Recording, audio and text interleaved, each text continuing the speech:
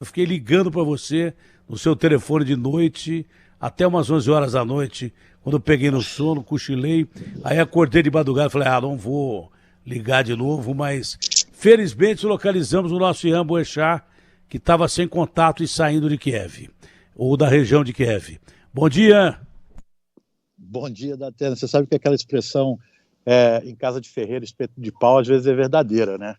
Porque eu estava conversando com o pessoal da chefia da Band ontem durante a tarde, eu estava me deslocando, de fato, eu estou saindo da Ucrânia, depois de um mês aqui eu preciso voltar para casa, e acabou que houve algum desencontro de informação e eu fui dormir relativamente cedo, porque eu estava bastante cansado, foram dias bem cansativos e a viagem foi cansativa também, quase 12 horas de trem para chegar aqui no oeste do país, mas está tudo bem, tudo em paz, como sempre. Eu não sei se te avisaram, mas talvez eu tenha sido meio responsável por isso. Quando um cara desaparece aqui em São Paulo, você já fica desesperado, que normalmente a notícia é ruim.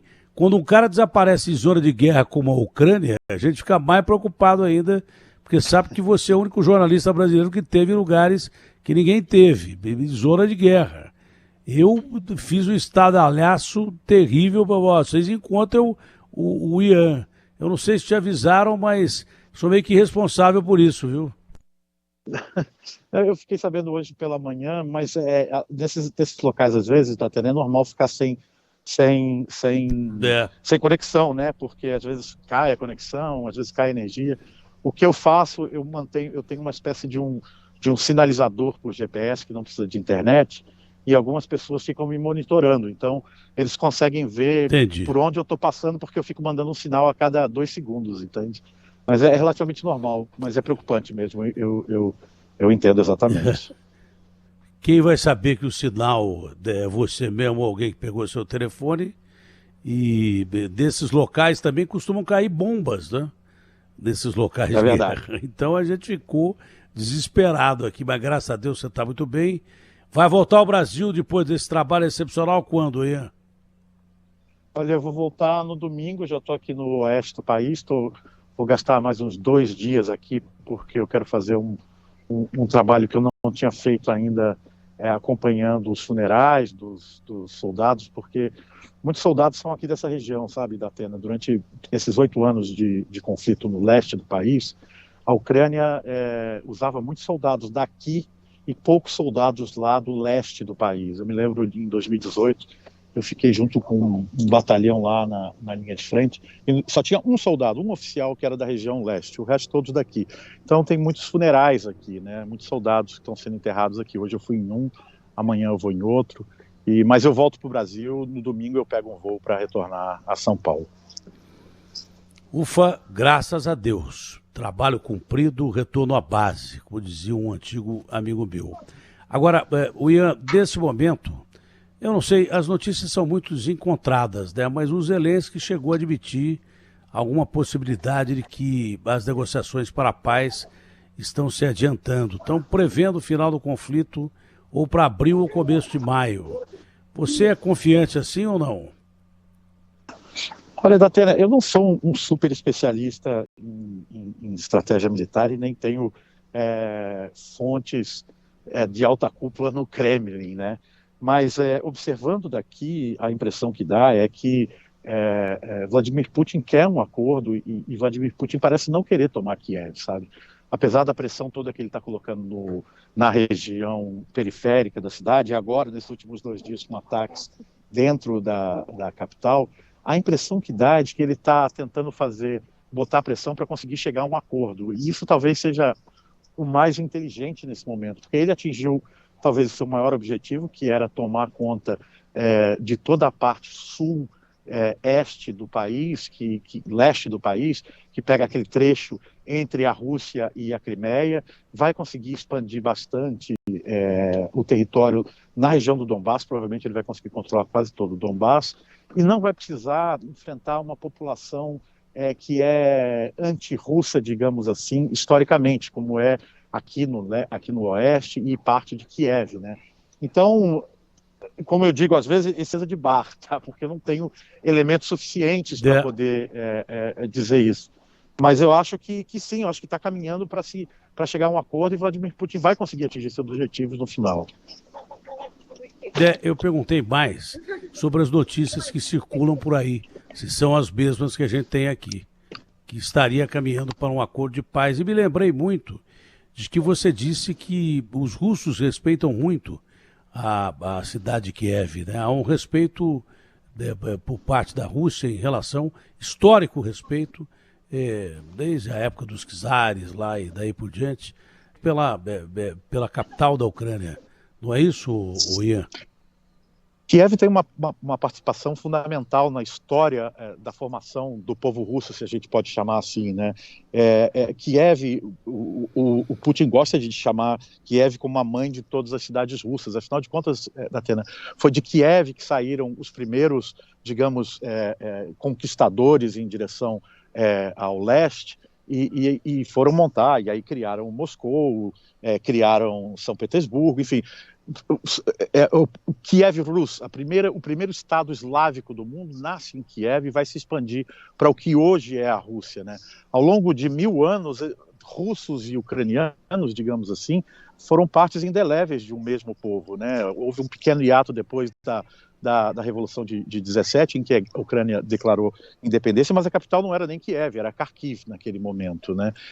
E Kiev só veio a se tornar a capital da Ucrânia a partir de 1991, ou a capital dessa Ucrânia independente, porque já existia uma Ucrânia que fazia parte da União das Repúblicas Socialistas Soviéticas, né? Então, sim, Kiev tem uma participação fundamental na história da formação russa, né, de certa forma, e foram muito próximas, né, ao longo desses últimos 1000 anos, digamos assim. Foram alianças formadas entre Kiev e Moscou que conseguiram, de certa forma, expulsar os mongóis que dominaram toda essa região por alguns séculos, né. Enfim, eu particularmente não imaginava que ele fosse atacar Kiev, que ele fosse destruir Kiev, mas depois da invasão total, ficou impossível fazer qualquer tipo de previsão, eu diria, né. Eu acho que todo mundo errou no final das contas. Bom, você já cobriu conflitos anteriores, conflitos sangrentos também, e agora volta da Ucrânia. Qual é a diferença que tem dessa guerra que você cobriu? Quais as emoções você pode acrescentar às outras emoções que todos nós temos em qualquer momento, principalmente num período de guerra, de atrocidade?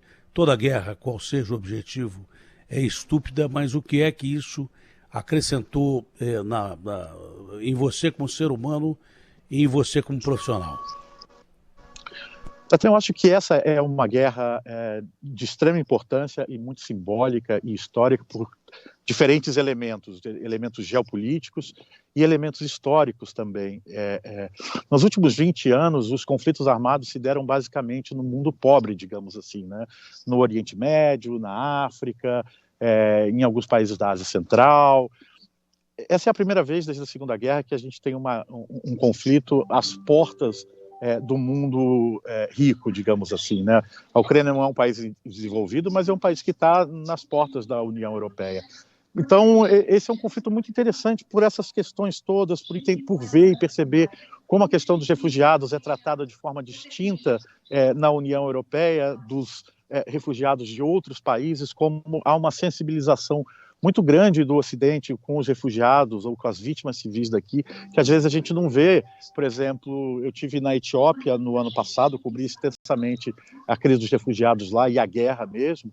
Os números são muito maiores que os daqui, é algo muito mais macabro, eu diria assim, muito mais violento, e não chama a mesma atenção, né? Então, esse tipo de coisa é interessante de ver em loco. E, historicamente, esse é um conflito que mostra uma fricção muito grande entre as ordens estabelecidas depois da Segunda Guerra Mundial, né, Datena? Eu acho que aqui, nesse conflito, se riscou uma linha vermelha, a Rússia riscou uma linha vermelha, e a China, de certa forma, também, dizendo que o mundo agora vai ser multipolar, não vai ser mais um mundo unicamente dominado pelos Estados Unidos e pela Europa Ocidental. Eu acho que esses são elementos muito interessantes desse conflito e que vão deixar reflexos muito longos ainda, sabe? Eu acho que a gente está no início de uma nova fase de redefinição das forças da ordem mundial, sabe?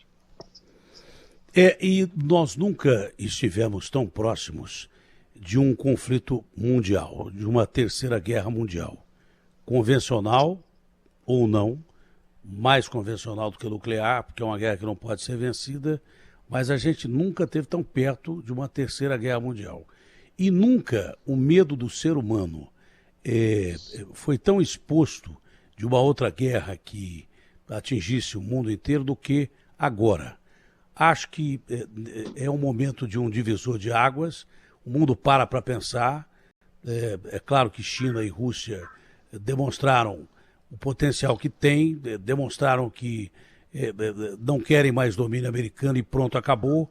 Mas é claro que o mundo inteiro compreende que um conflito mundial seria, claro, óbvio, desastroso, muito mais do que a gente imagina. E talvez por isso a gente não tenha esse conflito durante aí pelo menos uns bons anos, espero que séculos. Senão a raça humana corre o risco de ser extinta. No mais, que você tenha um bom trabalho aí, um trabalho excepcional durante esses dias que você esteja aí, que você está mais seguro. Eu não vejo a hora de mostrar uma imagem que com certeza a Band vai fazer matérias especiais com você. Você dá um abraço no seu filho querido, você deve estar com uma saudade enorme dele. E nos seus familiares. Abração, Ian, obrigado. Obrigado, Datena, mais uma vez pelas palavras. Muito obrigado, viu? Grande abraço. Abraço grande e um ótimo dia. Acharam o Ian, graças a Deus, hein, Agostinho? Graças a Deus. Que bom, né, ouvir o Ian. Muito bom mesmo. Por todos os aspectos, né? O principal, por saber